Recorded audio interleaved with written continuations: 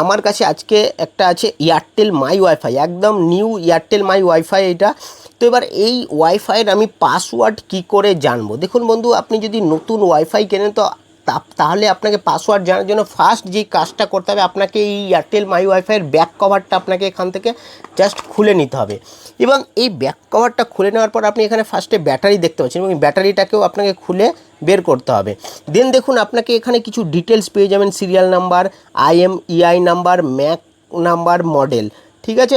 এবং দেন আপনি এই রাইট সাইডে দেখুন এইখানে স্ক্যানার আছে, দেখুন এইখানে আপনার স্ক্যানার আছে। এই স্ক্যানারের জায়গায় আগের যদি আপনি ওয়াইফাই দেখে থাকেন তো ওখানে একটা ইউজার নেম এবং পাসওয়ার্ড শো হতো, কিন্তু বর্তমানে সেইটা এখন দেখায় না। এখানে একটা দেখুন স্ক্যানার দিয়ে দিয়েছে, এবং এখানে নিচে দেখুন লেখা আছে scan for log in details. আপনি যদি মোবাইলের স্ক্যানার দিয়ে এই বারকোডটা স্ক্যান করেন তাহলে আপনার ইউজার নেম এবং পাসওয়ার্ড আপনার শো হয়ে যাবে। তো এখানে আমি স্ক্যান করে আপনাকে দেখাচ্ছি, দেখুন এখানে অ্যাডমিন ইউজার নেম শো হচ্ছে, অ্যাডমিন পাসওয়ার্ড শো হচ্ছে, এবং ইজিলি আপনি এই পাসওয়ার্ডটা পুট করে আপনি কানেক্ট করতে পারবেন।